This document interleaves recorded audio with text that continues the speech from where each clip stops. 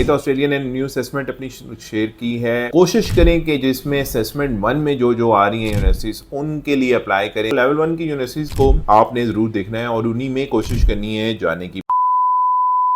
आई test के platform से important कुछ चीज़ें थी जो स्टूडेंट्स के खासतौर पे जनवरी इनटेक, क्योंकि जब उसका टाइम कम होता जा रहा है और स्टूडेंट की तरफ से क्वेश्चन ज़्यादा आते जा रहे हैं और खासतौर पे जो ऑस्ट्रेलिया के स्टूडेंट्स जाना चाह रहे हैं, जो ऑस्ट्रेलिया में सोच रहे हैं हमने जाना है, एंटर होना है, उनके हवाले से काफ़ी ज़्यादा क्वेरीज आ रही होती है हमारे पास। तो स्टूडेंट्स जो ऑस्ट्रेलिया जाना चाह रहे हैं, कुछ चीज़ों का ख्याल रखना बहुत इंपॉर्टेंट होता है ऑस्ट्रेलिया के हवाले से। एक तो ऑस्ट्रेलिया ने न्यू असेसमेंट अपनी शेयर की है। पहली तो सबसे इंपॉर्टेंट चीज़ ये है कि आपने असेसमेंट यूनिवर्सिटी की जो अभी करंट है उनको जरूर देखना है। कोशिश करें कि जिसमें असेसमेंट 1 में जो आ रही है यूनिवर्सिटीज उनके लिए अप्लाई करें। असेसमेंट 2, 3 में मत जाएं, ठीक है। पहला तो मेरी रिक्वेस्ट ये होती है, ठीक है ना। और इसमें सिर्फ असेसमेंट 1 में जो यूनिवर्सिटी आ रही हैं, जो टियर 1 में है, उनके ऊपर हमारे पास काफी ज्यादा यूनिवर्सिटीज हैं जिनका हम कर रहे हैं काम। कोशिश करें, बार बार मेंशन करता हूं मैं, और इनमें से काफी ऐसी यूनिवर्सिटीज हैं जो रिक्रूटमेंट कर भी रही होती हैं और हाईली बहुत ज्यादा रिक्रूटमेंट कर रही है पाकिस्तान में। तो पहली कोशिश करें कि असेसमेंट 1 में जाएं। एक तो बहुत टॉप टियर यूनिवर्सिटीज हैं,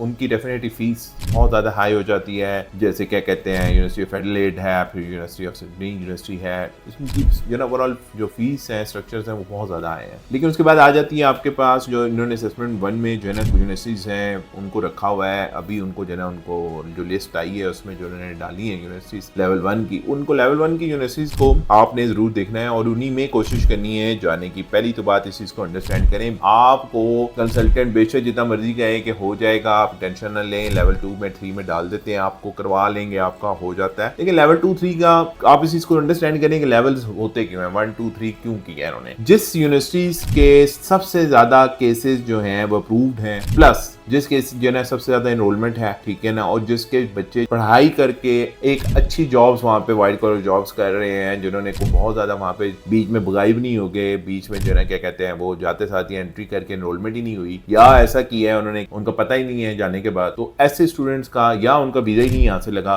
because of any certain reasons, ये सारे स्टूडेंट जो है ना उसकी वजह से अगर 4 से 5 हजार इस तरह के केसेस आते हैं तो आपकी यूनिवर्सिटी का लेवल नीचे आ जाता है। उसी की वजह से लेवल आपका नीचे आता है। तो डेफिनेटली अगर इतना ज्यादा बड़े student number level of students आपके जब नीचे आ रहे हैं या परसेंटेज नीचे आ रही है, तो उसकी वजह से आपका खुद जो आप प्रोसेस करते हो उसमें बहुत बड़ा क्वेश्चन मार्क आ जाता है। तो कोशिश करें, पहली तो चीज ये है कि बड़ी सिंपल सी चीज है कि आपने आंखें बंद करके लेवल 1 की यूनिवर्सिटीज के बीच में अप्लाई करना है। लेवल 2, लेवल 3 की तरफ नहीं जाना, चाहे आपको जितना मर्जी कंसल्टेंट समझाए कि भाई लेवल 2 में चलते हैं, लेवल 3 में चलते हैं, आपको ये फायदा हो जाएगा, वो फायदा हो जाएगा। डेफिनेटली कंसल्टेंट अपनी वजह से आपको कह रहा है। कोशिश करें लेवल 1 के बीच में जाए, नंबर 1। पहली बहुत सिंपल सी चीज है ये। सेकेंडली, ऑस्ट्रेलिया में मोस्टली वो स्टूडेंट्स जा सकते हैं या वो स्टूडेंट जाते हैं जो एक्चुअल स्टूडेंट्स होते हैं। मैं हमेशा इस चीज पे एम्फसाइज करता हूँ कि बाकी कंट्रीज में आप जो है ना बहुत सारे ऐसे स्टूडेंट्स को भी भेज देते हैं जो स्टूडेंट्स नहीं भी होते, आप उनको देखते हैं स्टडी वीजा के बीच में वो फॉल इन कर रहे हैं, ठीक है, आप इनको भेजते हैं। लेकिन ऑस्ट्रेलिया के बीच में आपका स्टूडेंट तब जाता है जब वो एक्चुअल स्टूडेंट होता है। एक्चुअल स्टूडेंट से क्या मुराद है? एक्चुअल स्टूडेंट से ये मुराद है कि वो स्टूडेंट था, उसने पढ़ाई कर रहा था, उसने एफएससी की, एफएससी के बाद बैचलर्स किया विदाउट एनी स्टडी गैप, उसके बाद जो है ना डायरेक्टली बैचलर्स करने के बाद उसने परस्यू करना शुरू कर दिया मास्टर्स की एजुकेशन के लिए। इस तरह का स्टूडेंट जिसके बीच में कोई स्टडी गैप आपको नजर नहीं आ रहा होता है, एकेडमिकली रिकॉर्ड अच्छे हैं उसके, प्लस उसका जो ना आइल्स बैंड बहुत अच्छा जा रहा है, ये स्टूडेंट वो होता है जो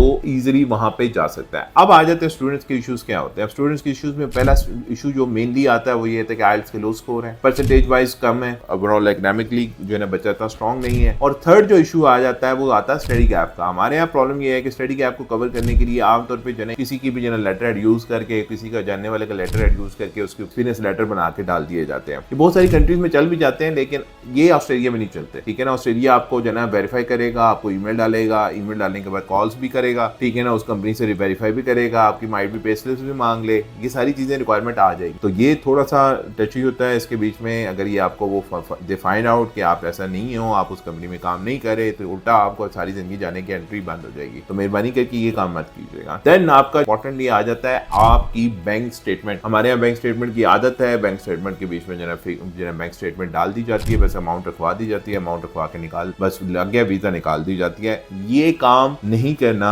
ऑस्ट्रेलिया के बीच में। You need a very good bank statement जिसमें इन एंड आउट हो रहा हो, आपके अमाउंट्स नजर आ रही हो, प्लस फेक ना हो, प्लस ये हो कि ये अमाउंट कहाँ से आई है उसका बैक आपको पता हो कि यार ये अमाउंट आई थी, से फॉर एग्जांपल मैंने 70 लाख आए थे मेरे अकाउंट के बीच में, 70 लाख कहाँ से आए थे, या 30 लाख आए थे मेरे अकाउंट में, ये कहाँ से आए थे, किस जगह से आए थे। Proofs for every single thing, the funds that are coming inside, तो इनका प्रूफ बड़ा जरूरी होता है। फिर उसके बाद वेरिफिकेशन वो डायरेक्टली बैंक से भी करती है, ऑस्ट्रेलियन की जो यूनिवर्सिटीज वो बैंक्स को भी ईमेल्स करती है, उनसे भी पूछती है कि भाई ये अमाउंट्स आई थी, ये कब से इन्होंने अपने पास अकाउंट रखा हुआ है, क्या पता अकाउंट नया तो नहीं बनवा के साथ ही उसके बीच में अमाउंट रखवा के उसको वैलिड करवा रहे हैं। तो ये बहुत सारी चीजें हैं जो ऑस्ट्रेलिया के बीच में इंपॉर्टेंट होती हैं। मैं बार बार इस चीज को कहता हूँ कि ऑस्ट्रेलिया में एडमिशन हो जाते हैं, यूनिवर्सिटीज में आपका हो जाएगा एडमिशन, लेकिन उसके लिए कुछ सिलेक्शन क्राइटेरिया जिसको मीट करना जरूरी है। फेक डॉक्यूमेंट अवॉइड करने हैं, लेवल 1 यूनिवर्सिटीज के बीच में जाना है, एक्सपीरियंस लेटर गलत मत लगाइएगा, और बैंक स्टेटमेंट की जस्टिफिकेशन होनी जरूरी है। ये अगर चीजें आपकी पूरी हैं और आपका जो है स्टडी गैप बहुत ज्यादा नहीं है, आपके आइल्स का स्कोर ठीक है, आप एक अच्छे एकेडमिकली एक अच्छे जो है बच्चे हो, तो ऑटोमेटिकली आपका ऑस्ट्रेलिया में एडमिशन हो जाएगा। और एडमिशन का प्रोसेस कोई इतना ही रॉकेट साइंस नहीं है। हाँ, जरूर ये है कि सिक्योरिटी टाइट है, चीजों को चेक किया जाता है, वेरिफिकेशन बहुत ज्यादा है ऑस्ट्रेलिया के बीच में, और कोशिश ये करें कि अच्छी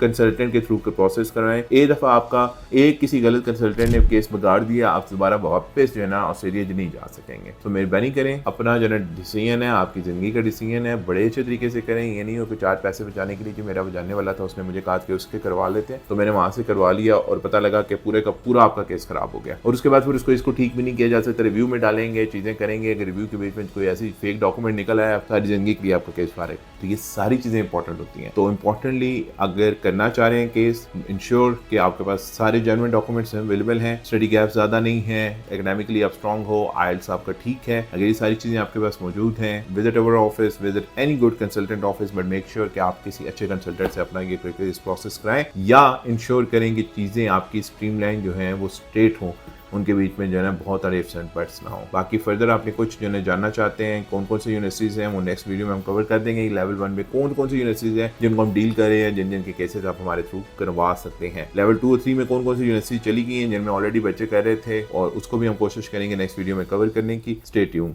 थैंक यू।